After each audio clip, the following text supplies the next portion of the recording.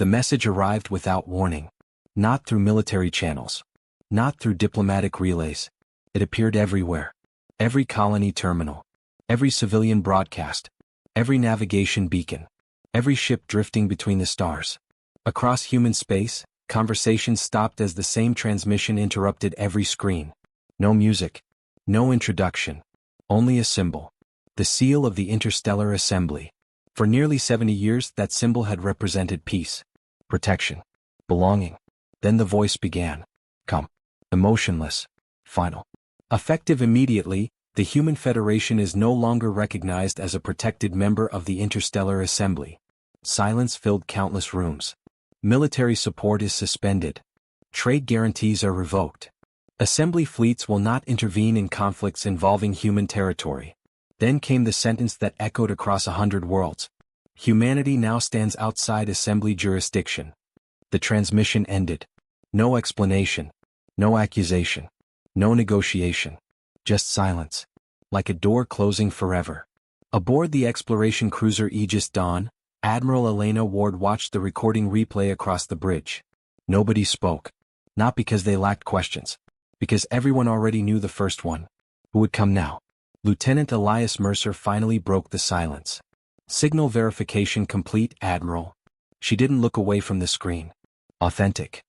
Every encryption key matches Assembly Central. Another officer looked up from tactical. No signs of forgery.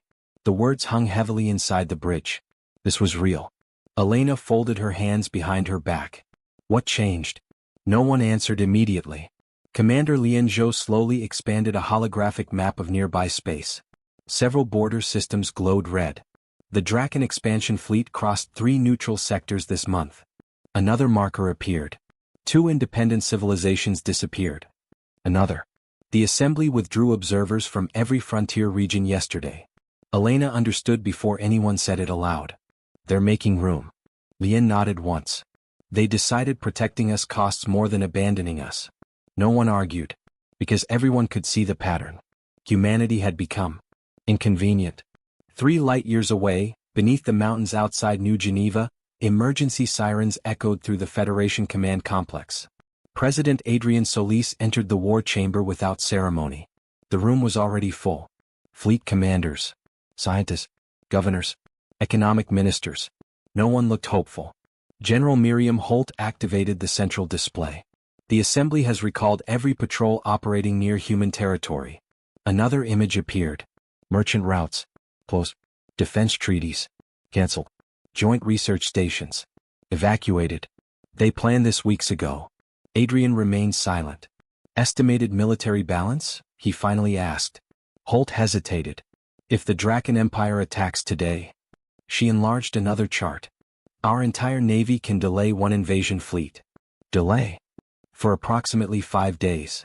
The room grew painfully quiet. One minister whispered the thought everyone feared. We're alone. Hours later, the news reached the outer colonies. Mining settlements. Research stations. Orbital farms. Remote listening posts. There were no riots. No mass panic. Instead, people went to work. Mechanics inspected old generators. Engineers reopened abandoned factories. Pilots fueled ships that had not flown in years. Families packed emergency supplies without being told. No one knew what tomorrow would bring. But everyone understood one thing. Nobody else would protect them.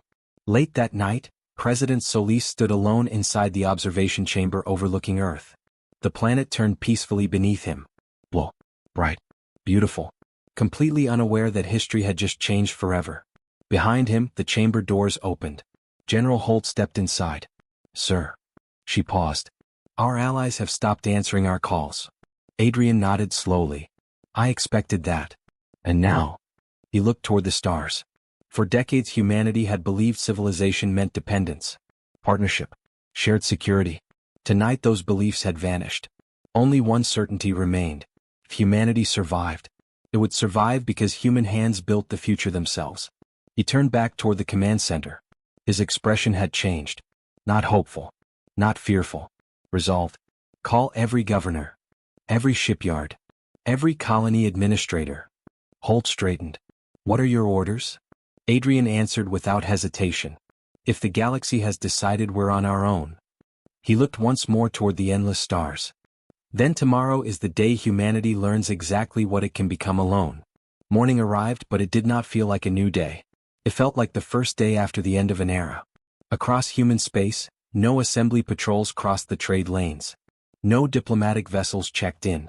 No emergency broadcasts offered reassurance.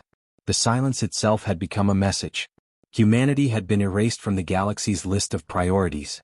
Yet on Earth, the lights inside Federation Command had never gone out. For 21 straight hours, the War Council had studied projections that all ended the same way: defeat. One simulation predicted the Draken Empire could occupy the outer colonies in less than a month. Another estimated Earth's orbital defenses would collapse within 9 days of a full-scale assault. The numbers varied. The conclusion never did. President Adrian Solis listened without interrupting. When the final report ended, General Miriam Holt folded her tablet. "We've exhausted every model." "And?" Solis asked. "There isn't one where we win." The room remained silent. No one dared soften the truth. Victory, as the galaxy defined it, was impossible. Finally, an elderly engineer named Dr. Evelyn Cade spoke from the far end of the table. "Perhaps we're asking the wrong question." Several heads turned. "We keep asking how we win." She leaned forward. "But surviving isn't always the same as winning." The room grew thoughtful. President Solis nodded. "Go on." "If every calculation assumes we'll fight exactly the way everyone expects." She touched the tactical display. "Then maybe the calculations are the problem." Thousands of kilometers away, on the frontier colony of Horizon Ridge, Governor Maya Torres stood atop a maintenance platform overlooking the settlement. The colony had been carved into the side of a frozen mountain. Nothing about it was luxurious. Every building existed because someone had built it with stubborn determination. Workers gathered below after hearing the assembly's announcement. Faces showed fear, but also anger. A young technician finally raised his hand. "So that's it? They've abandoned us?" Maya looked across the crowd. "When our grandparents landed here." She pointed toward the icy cliffs surrounding the colony. "There wasn't a single city. No roads. No power. No air processors. They didn't wait for someone else to build them." She paused. "They built them anyway." The workers listened. "The assembly didn't create Horizon Ridge. We did. They didn't raise these families. We did. They didn't teach our children. We did." Another silence settled across the crowd. Different this time. Stronger. "If they think losing their protection means we've forgotten how to stand." A faint smile appeared on Maya's face. "They've never understood humanity." The first applause came from somewhere near the back. Then another. Then dozens more. Not loud. Not triumphant. Steady. Like a heartbeat finding its rhythm again. That same afternoon, President Solis addressed every human world. For the first time since the Assembly's decision, every civilian channel carried only one broadcast. He appeared without military decorations. Without political banners. Only a simple Federation emblem behind him. "My fellow citizens." His voice was calm. "You already know what happened. The galaxy has decided we are no longer worth protecting." He allowed those words to settle. "I won't pretend this isn't dangerous. It is. I won't promise easy days. There won't be any. But I will make one promise." Across 100 colonies, millions listened. No human settlement will stand alone. No mining station. No research outpost. No hospital ship. No family.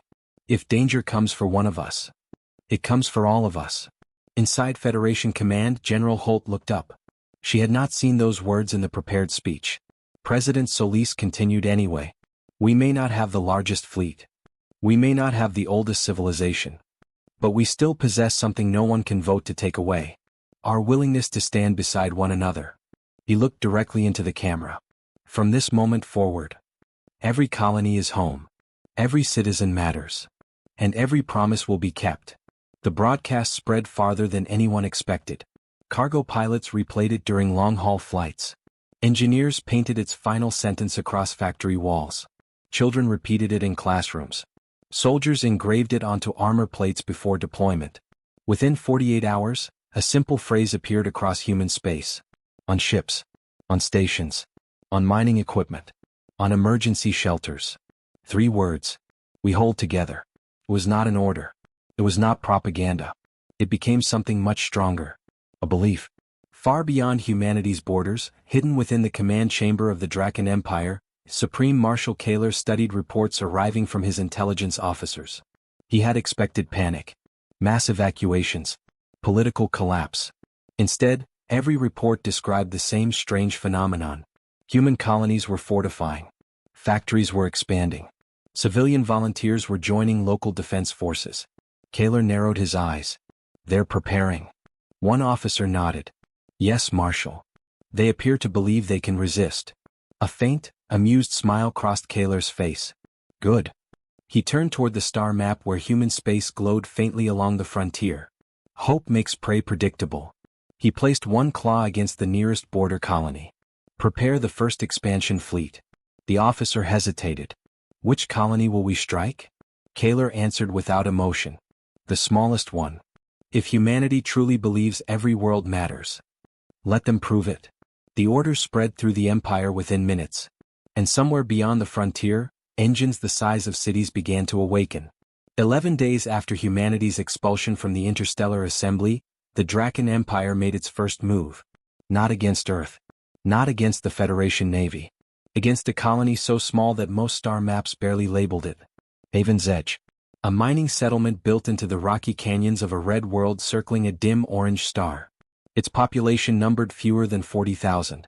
No major shipyard. No fleet base. No strategic headquarters. Only miners, engineers, teachers, doctors, and families who had spent decades carving a life from stone no one else wanted. To the Draken Empire it was the perfect target.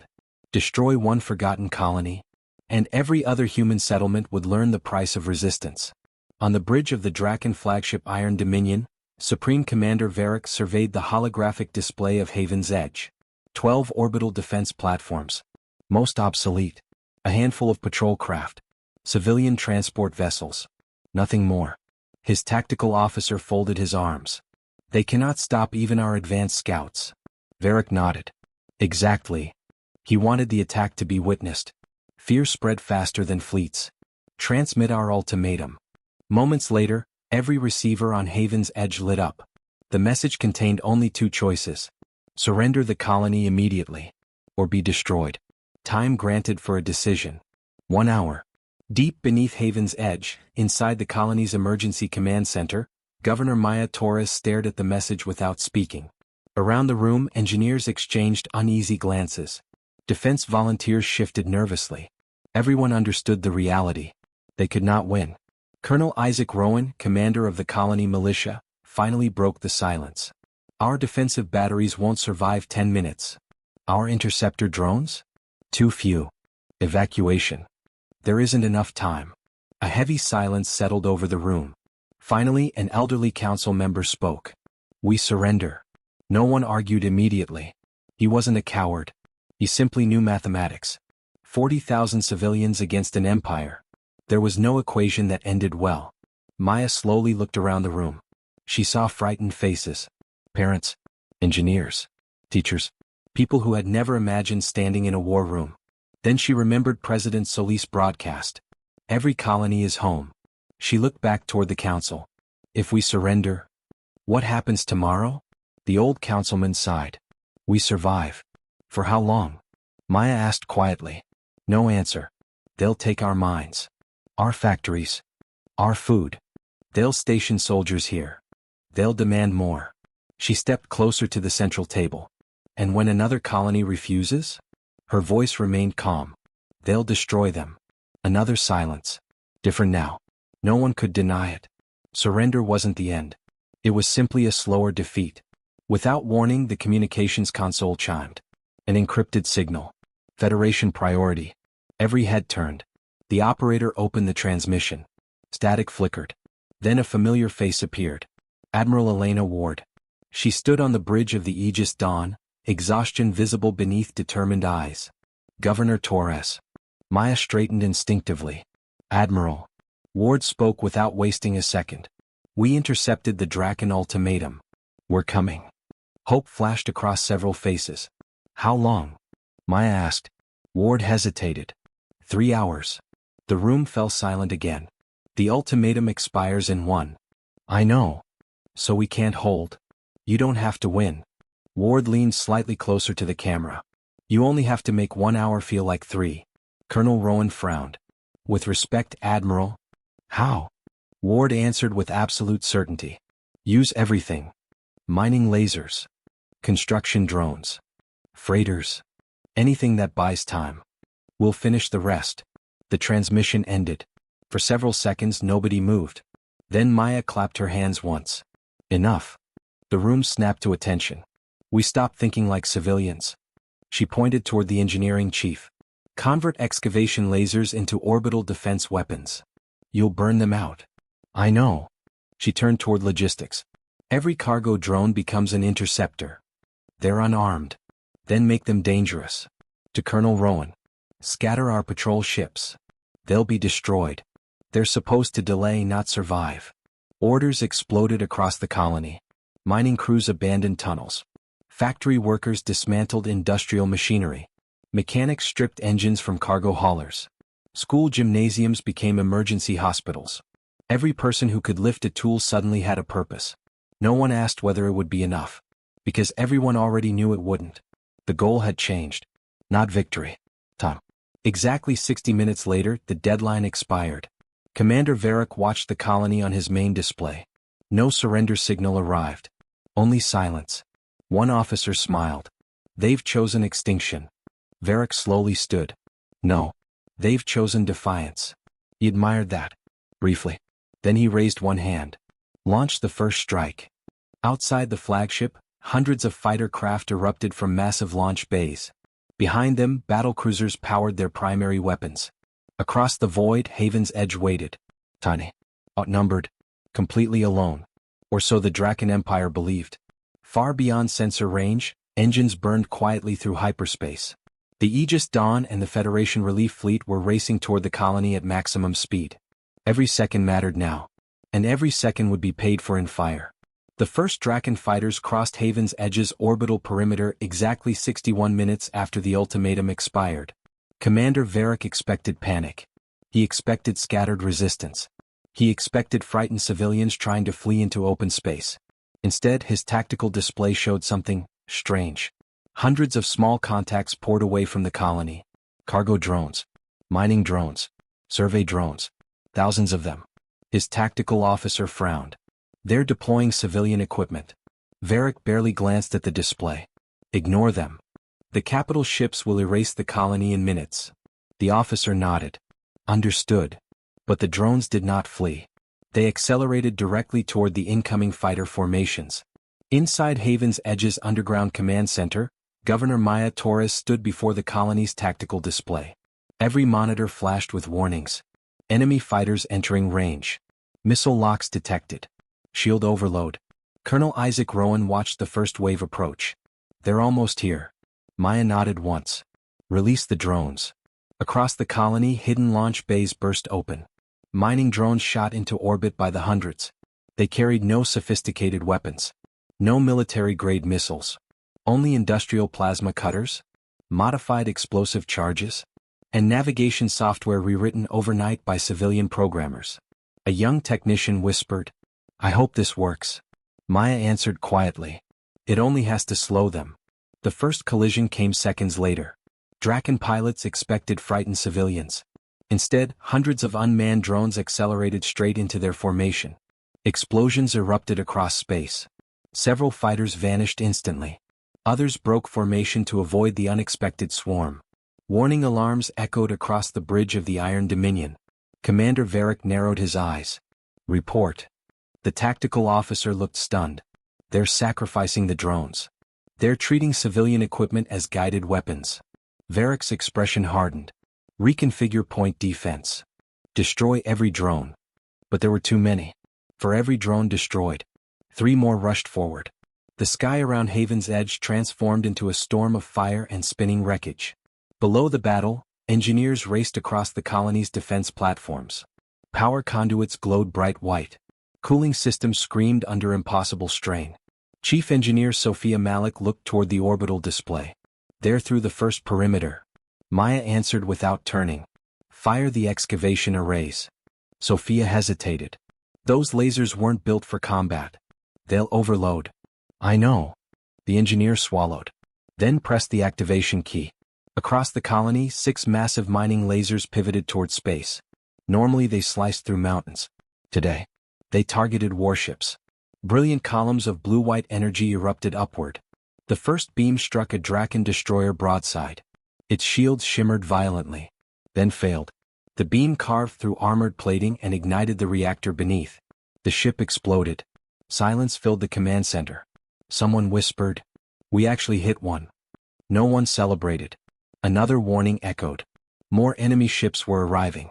Commander Varric stared at the burning wreckage. His officers exchanged uneasy looks. A mining laser. One of them spoke almost in disbelief. Destroyed a destroyer. Varric folded his hands behind his back. So, they're capable of learning. He respected adaptable enemies. That respect changed nothing.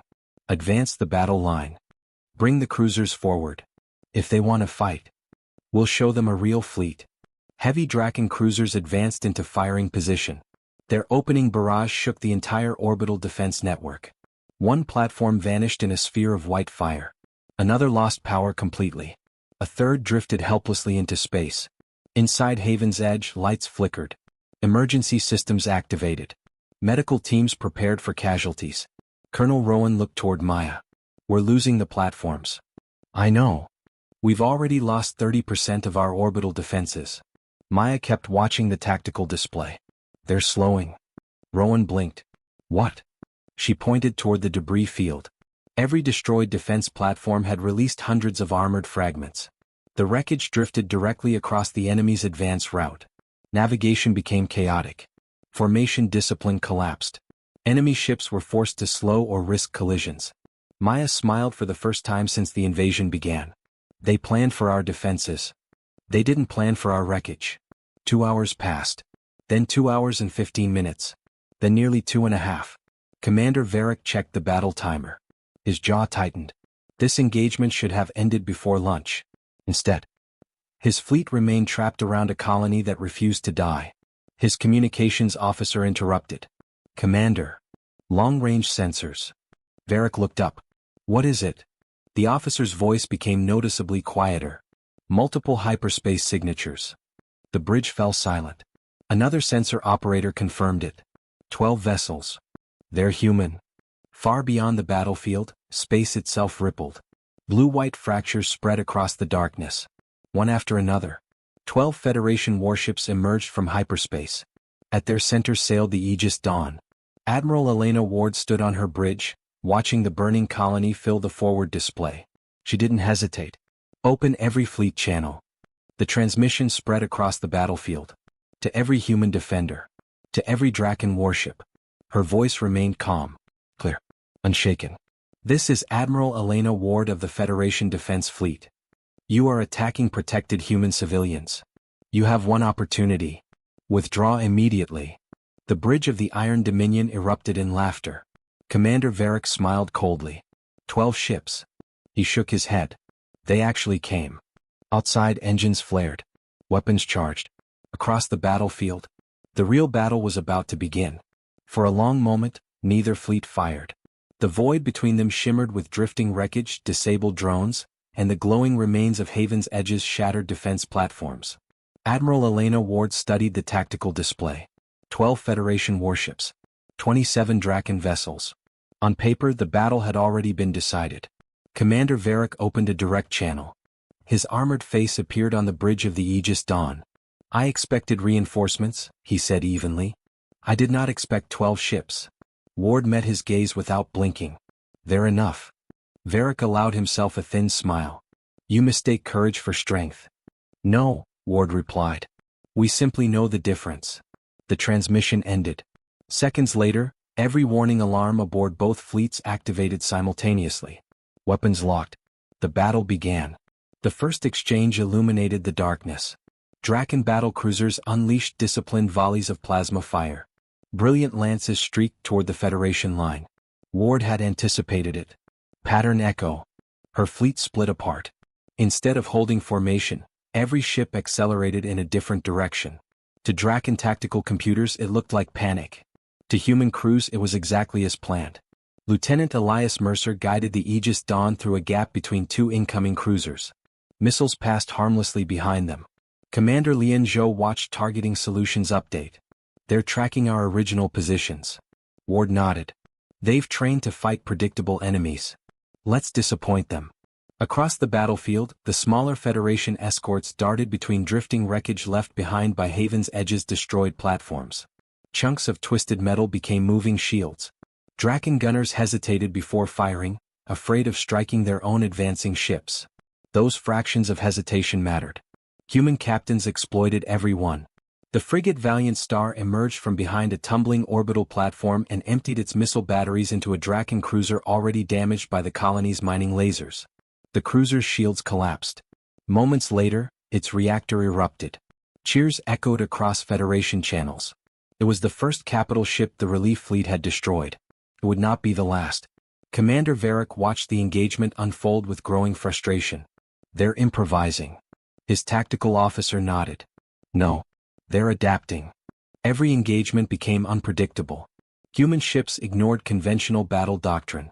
Instead of protecting themselves first, they repeatedly placed their vessels between enemy fire and the colony below. They accepted damage, accepted risk, accepted losses, simply to keep Haven's Edge alive. One officer frowned. They're sacrificing tactical advantage. Varric answered quietly. No. They're protecting something they value more than victory. For the first time he realized he did not fully understand his enemy.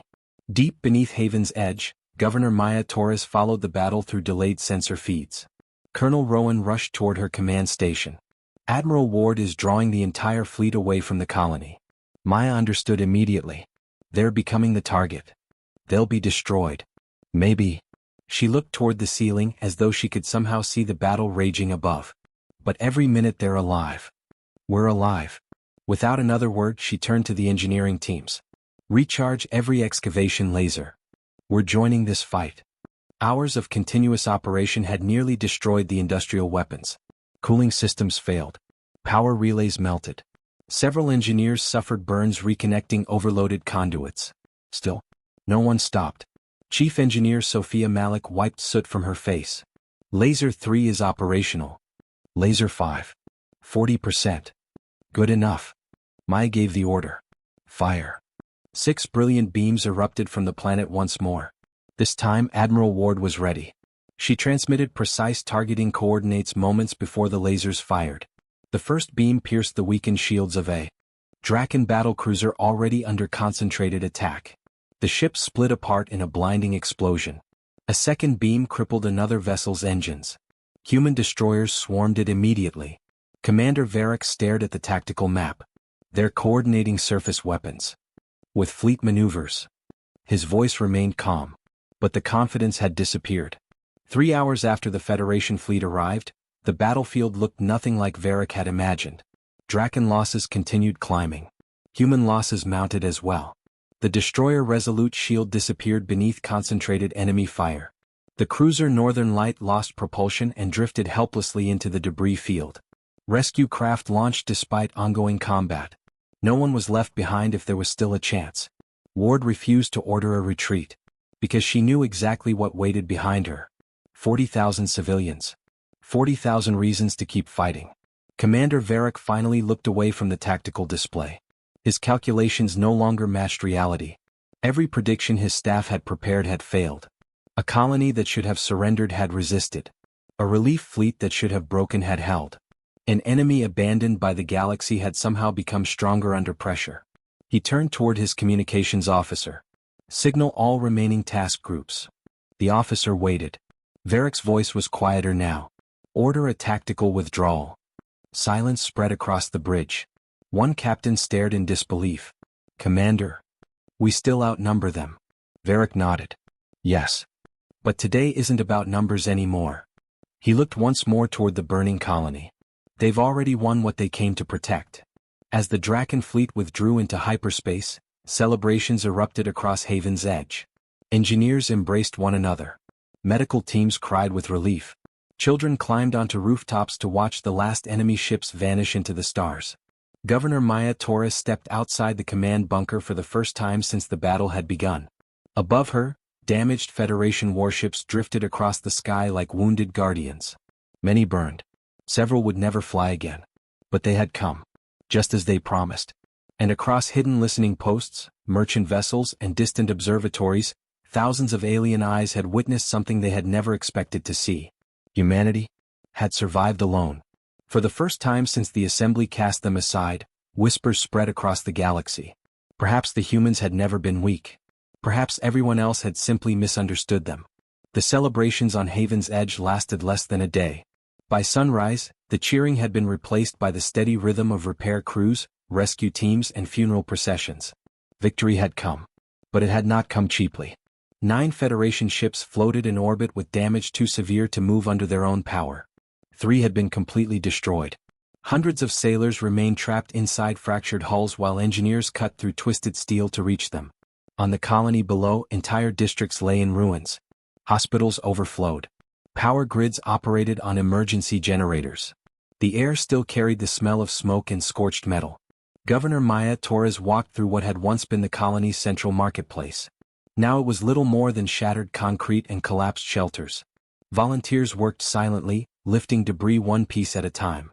A little girl sat beside the remains of a fountain, clutching a cracked toy spacecraft. She looked up as Maya passed. Did we win? Maya stopped. She knelt beside her. We're still here. The child thought about that for a moment. Then she smiled. I guess that means yes. For the first time since the battle ended, Maya felt tears threaten to form. Aboard the Aegis Dawn, Admiral Elena Ward stood inside the ship's memorial hall. Rows of empty chairs faced a wall where new names appeared one by one. Every name belonged to someone who had answered the call to defend Haven's Edge. Pilots, engineers, medics, young officers who had graduated from the academy less than a year earlier. Lieutenant Elias Mercer entered quietly. They're ready, Admiral. Ward nodded but didn't move. I keep wondering. Mercer waited. If I'd arrived 20 minutes earlier? He answered before she finished. You'd still be standing here. Ward looked at him. We saved the colony. We couldn't save everyone. Mercer's voice remained steady. No. But because we came. 40,000 people get another tomorrow. Neither of them spoke again. Sometimes there was nothing left to say. Far away, within the obsidian fortress of the Draken High Command, Commander Varric stood before the Imperial War Council. The chamber was silent. Massive holographic displays floated above a circular table. Each one showed the same impossible result. Mission failure. One of the senior marshals broke the silence. You retreated. Varric didn't deny it. Yes. You possessed numerical superiority. Yes. You failed to destroy a mining colony. Varric finally looked up. It stopped being a mining colony. Several council members frowned. It became something else. What? Varric answered without hesitation. A symbol. The room remained quiet. The humans no longer fight for territory. They fight for each other. And that makes them dangerous. One marshal dismissed the statement with a wave. Sentiment is not strategy. Varric met his eyes. No. But strategy built on sentiment is harder to predict than strategy built on fear. For the first time, uncertainty spread through the highest ranks of the Empire. Back on Earth, President Adrian Solis convened another emergency council. The mood was different now. Humanity had proven it could resist. But resistance carried a terrible cost. General Miriam Holt activated the latest readiness report. Our fleet lost nearly 20% of its frontline strength. She expanded another chart. Replacement construction will require months. Another advisor spoke. If the Draken launch simultaneous attacks, we cannot respond to all of them. The room fell silent. Everyone understood the implication. General Holt inhaled slowly. There may come a point where we have to choose. President Solis looked at her. Choose what? Which colonies we defend. The words felt heavier than any casualty report. If we spread ourselves too thin, we lose everything. Several ministers reluctantly nodded. It was cold. Logical. Practical. Solis stood and walked toward the Great Star map, covering the chamber wall. Every point of light represented human lives. Families. Communities. Dreams built over generations. He remained there for several long seconds before speaking. No. The room looked up. We were abandoned because someone decided we weren't worth the cost. He turned to face them. If we begin making the same calculation, Then we've already become exactly what abandoned us. General Holt lowered her eyes. She knew he was right, even if she feared what that truth demanded. Across human space, the effects of Haven's Edge reached places no battle ever had. Factory workers volunteered for longer shifts. University students enrolled in engineering programs instead of commerce. Retired pilots returned to service. Civilian shipyards accepted military contracts without hesitation. Entire communities began asking a single question. How can we help the next colony? The promise was no longer just a speech. It had become a movement. Every repaired ship, every rebuilt defense platform, every donated hour of labor, every volunteer, all of it carried the same quiet belief. If another colony was attacked, they would not stand alone. Yet beyond humanity's borders, darker plans were already taking shape. Commander Varric stood before a new tactical projection. Not 27 ships this time. Not 30. More than 100 Draken warships assembled across the frontier.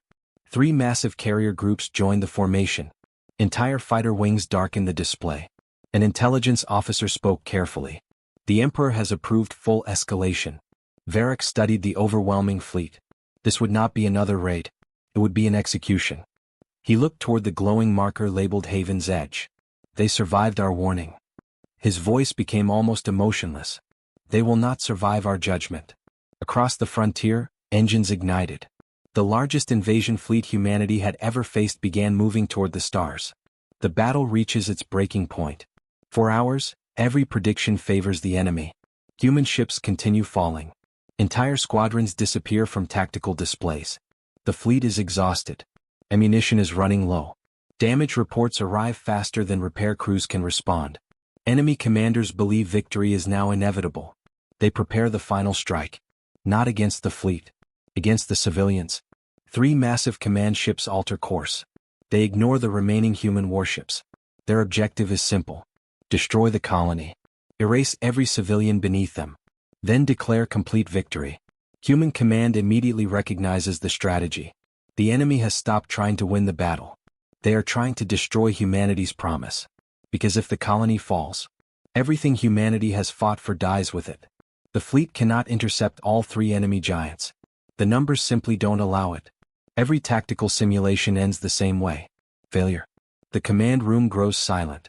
Everyone waits for someone to choose which civilians will be sacrificed. No one speaks. Then the admiral gives an impossible order. Forget survival. Forget retreat. Every remaining ship attacks the lead command vessel. All firepower. All engines. Everything.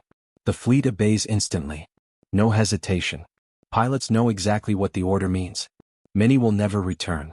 The human formation abandons every traditional doctrine.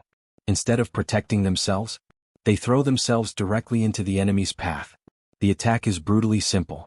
Every ship concentrates fire on a single point. Engineers overload reactors. Weapons fire beyond safe operating limits. Shield generators burn out. Missiles are launched without reserve. Nothing is saved for later. Because there may not be a later. For nearly a minute, the enemy flagship disappears inside continuous explosions. Its shields, designed to resist overwhelming bombardment, begin to collapse under perfect concentration. Warning lights spread across its hull. Internal systems fail. Power grids overload. Then, the impossible happens.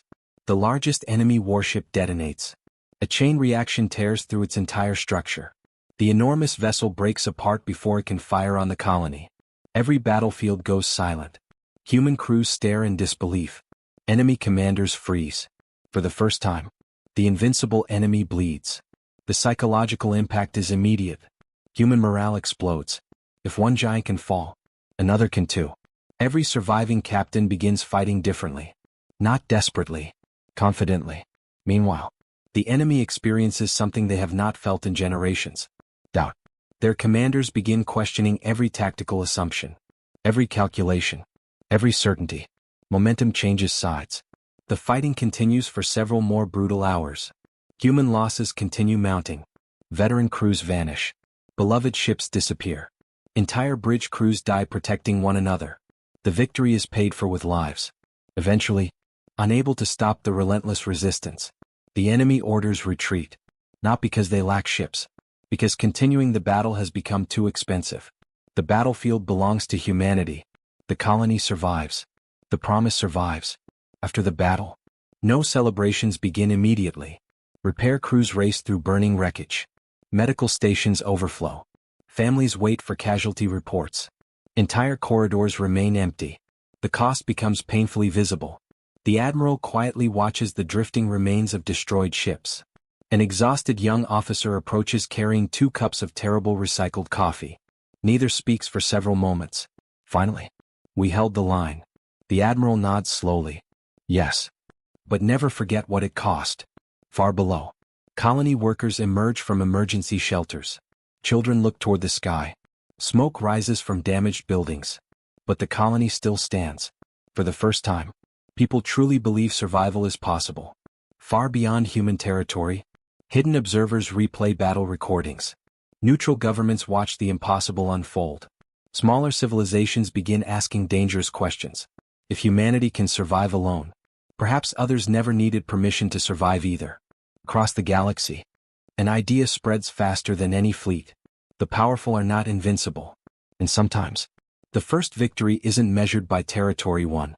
3 weeks after the Battle of New Shenzhen, the battle ended. The consequences had only begun. The hegemony tried to bury the truth. Military records were sealed.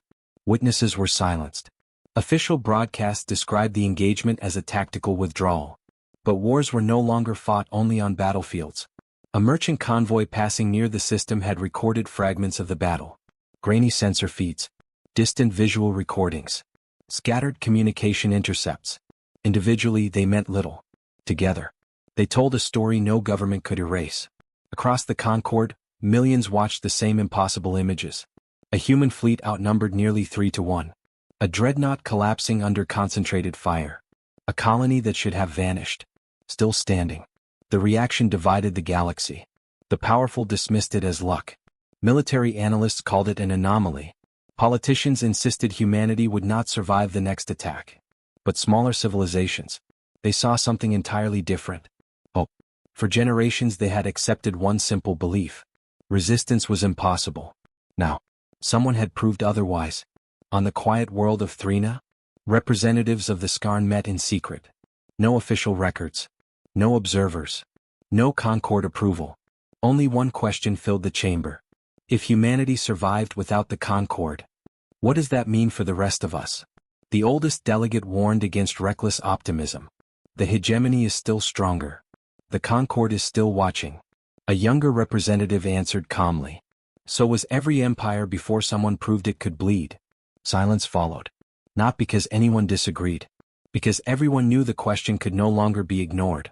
Back on Earth, victory had revealed an uncomfortable truth. Humanity could win battles, but it could not survive endless ones. Fleet losses remained severe. Factories worked without rest. Shipyards struggled to replace destroyed vessels. Every new warship required resources they no longer possessed in abundance. Military planners presented difficult choices. Some colonies were simply too remote, too expensive, too difficult to defend. One proposal recommended abandoning them, concentrating defenses only around major population centers. It was logical, efficient, and painfully familiar. The president looked around the command chamber. Weeks earlier, the Concord had used that exact reasoning to abandon humanity. She refused to repeat it. No colony stands alone. If we begin deciding which of our own are worth saving, we've already become everything we opposed. The proposal died in silence. No one argued further. The promise remained unchanged. Every colony mattered. Days later, that decision paid off. A remote research settlement few people remembered transmitted an urgent message.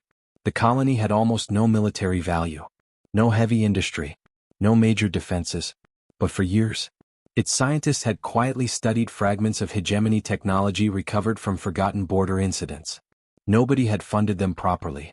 Nobody had expected results. The research had simply continued, patiently, quietly, ignored. Now, their lead scientists believed they had discovered something extraordinary. A weakness hidden inside hegemony shield systems. Not a flaw in strength, a flaw in frequency. Every shield resonated within an extremely narrow energy band. Strike it correctly, and the entire defensive field destabilized in seconds. Human engineers compared the research with recordings from New Shenzhen. Their expressions changed immediately. The breakthrough explained everything. Humanity had accidentally exploited that weakness during the battle. What had looked like desperate luck had actually been physics. Years of overlooked research had solved the mystery. Within hours, the discovery spread across human space. Weapons laboratories stopped existing projects. Engineers rewrote targeting software. Fleet technicians began modifying every available weapon system. Not to fire harder, to fire smarter. The numerical gap suddenly mattered less. Precision could replace overwhelming force. For the first time since the war began, humanity possessed something the hegemony did not expect. A genuine technological advantage. The admiral reviewed the research one final time. Then she noticed where it had come from. The same isolated colony military planners had nearly abandoned. She smiled quietly. If we'd left them behind, we would have lost this war before the next battle even began. Priority defense orders were issued immediately. The forgotten colony became one of humanity's most valuable strategic assets overnight. Across the fleet, one lesson became impossible to ignore. Every person mattered. Every colony mattered. Every forgotten scientist, every overlooked engineer, every distant settlement could become the reason humanity survived tomorrow. And somewhere beyond human space, more civilizations were beginning to realize exactly the same thing. 6 weeks after humanity had been abandoned, the hegemony made its final decision. No more warnings. No more limited offensives. No more border raids. This time, they intended to end humanity forever. A single transmission echoed across human space. Over 400 warships had been mobilized. The 3rd and 5th battle fleets, the largest military force the hegemony had assembled in generations. Their ultimatum was brutally simple. Surrender every contested colony within 72 hours, or watch every human settlement burn. Across Earth Command, no one panicked. Everyone had expected this day. The War Council gathered. Fleet commanders, scientists, colonial leaders, representatives from every world that had survived the Promised Line. The numbers were impossible. Humanity possessed barely 160 combat-capable ships, less than half the enemy's strength. By every traditional calculation, defeat was certain. Then the admiral stood. We're done fighting by their mathematics. The room fell silent. The lead weapons scientist activated a tactical projection. Every human vessel had now been upgraded with the resonance targeting system developed from the forgotten research colony. Enemy shields would collapse in a fraction of the time required at New Shenzhen. The advantage wasn't numbers anymore. It was precision. Then another message arrived. Not from Earth. From the Skarn. They still could not openly join the war. But they offered something almost as valuable. Their entire border sensor network. Real-time intelligence. Enemy fleet movements. Formation changes. Approach vectors. Hours before human sensors could detect them. Within days, 2 more independent civilizations quietly added their own surveillance networks. No treaties. No public announcements. Only one shared understanding. Humanity had proven resistance was possible. Now others were willing to help, even if they had to remain invisible. The hegemony fleet crossed into human territory exactly on schedule. More than 400 warships. An ocean of steel stretching across the stars. Their commander watched the advance with absolute confidence. This time, there would be no miracles, no desperate escape, no second New Shenzhen. What he did not know was that humanity wasn't waiting where expected. The defense fleet had vanished. Instead of forming one massive battle line, human ships disappeared among asteroid belts, planetary shadows, hidden orbital positions, small independent strike groups. Every captain carried identical instructions. Wait. Do not fire first. Do not reveal your position. Let the enemy commit. The trap depended on patience. Hours passed. The hegemony advanced deeper. Their formation stretched wider, preparing to overwhelm fixed defensive positions that no longer existed. Then, the signal arrived. Across hundreds of thousands of kilometers, human engines ignited simultaneously. Warships burst from asteroid fields. Defense platforms emerged from hidden caverns. Attack groups accelerated from planetary shadows. The hegemony suddenly found itself surrounded. Before their commanders could react, the first volley struck. Resonance weapons slammed into shield generators. Entire defensive grids collapsed almost instantly. 30 enemy ships lost shielding within seconds. Human fire concentrated perfectly. One target. Destroyed. Then another. Then another. No wasted shots. No scattered attacks. Only relentless precision. The battlefield transformed into controlled chaos. The hegemony struggled to regroup. Their massive fleet had been designed to crush a stationary defense. Instead, they faced hundreds of fast-moving independent formations striking from every direction. Every attempt to reorganize created new openings. Every maneuver exposed another vulnerable flank. The admiral never allowed momentum to slow. Stay mobile. Never chase. Collapse one ship. Move to the next. The strategy spread through every squadron like instinct. Hours passed. Enemy losses climbed. 100 ships. Then 150. Then nearly 200. Human casualties were terrible. Entire squadrons disappeared. Veteran captains gave their lives holding narrow escape corridors for civilians and younger crews. But this time, every sacrifice bought victory. At last, the enemy commander looked across his tactical display. The impossible had become undeniable. Continuing the battle meant destroying his own fleet. For the first time in generations, a hegemony supreme commander issued an order no one believed possible. Full withdrawal. The command spread across the surviving fleet. One by one, enemy warships turned away. Not regrouping. Not repositioning. Retreating. The stars slowly emptied. Silence returned. Then, the realization reached every human ship at once. They had done it. Not survived. 1. The promised line had held. Not because humanity possessed the largest fleet. Not because it owned the strongest weapons.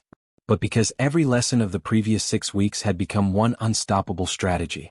Protect everyone. Trust every colony. Learn from every failure.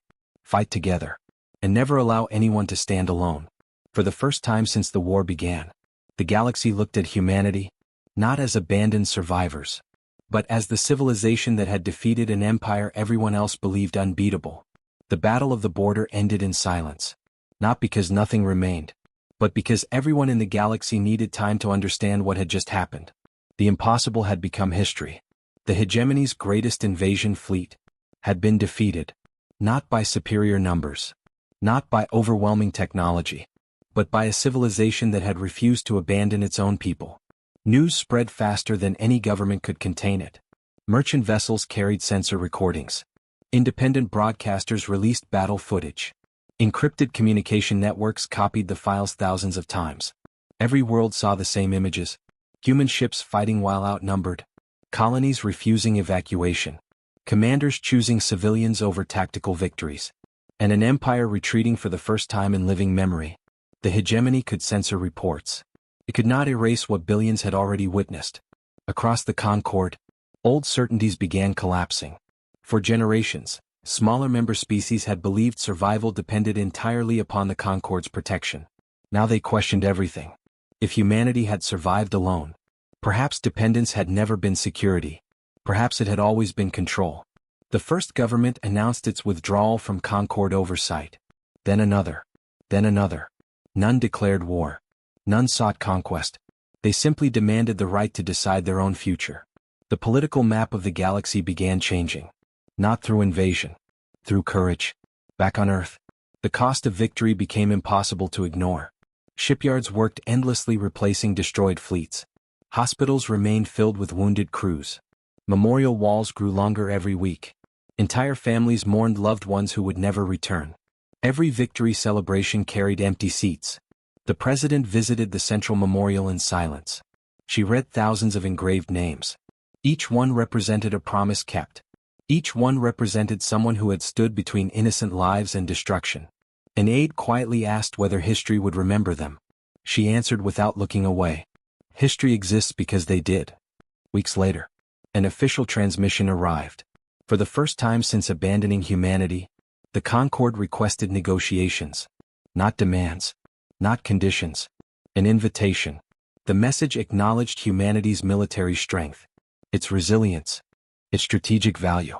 They proposed restoring humanity's membership. This time, as equals. The council gathered once again. Some advisors urged immediate acceptance. Others demanded complete refusal. The debate lasted hours. Finally, the president stood. They aren't offering partnership because they changed. They're offering it because we did. The room became silent. We won't return to the old Concord. If we stand beside them again, it will be while rebuilding something better. A union where membership isn't measured by convenience. Where no civilization is abandoned because protecting it becomes difficult. The response was transmitted. Simple. Respectful. Unshakable. Humanity would negotiate. But only if the Concord itself was willing to change. Months later, the frontier looked different. New defensive stations orbited rebuilt colonies. Trade routes reopened. Research stations once considered insignificant received expanded funding. Young officers studied the Battle of New Shenzhen. Engineers refined the resonance technology. Diplomats quietly met with worlds that had once been too frightened to speak. The promised line still existed. But now, it stretched beyond human space. It had become an idea. An idea that every life possessed value.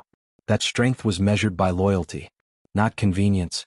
One evening, Admiral Sarah Chin stood aboard the Resolute, watching peaceful stars replace the fires of war. Beside her stood Wei Lin. The colony they had nearly lost now thrived again. For several minutes, neither woman spoke. Finally, Wei Lin asked the question that remained in everyone's heart. Do you think the fighting is finally over? Chin smiled faintly. No.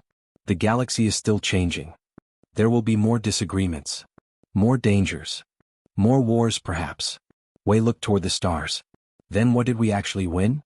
Chin answered without hesitation. We proved something every civilization had forgotten. That strength isn't abandoning people when protecting them becomes expensive. It's standing beside them anyway. Below them, hundreds of worlds continued rebuilding. Children returned to schools. Factories became shipyards of hope instead of desperation. Scientists worked beside soldiers. Farmers beside engineers. Strangers beside neighbors. No longer held together by fear, but by trust. Far beyond human territory, other civilizations quietly adopted the same principle. Not because humanity demanded it, because humanity had lived it. The galaxy had expected humanity to disappear. Instead, it witnessed a civilization that transformed compassion into strategy, unity into strength, and a simple promise into the force that changed history.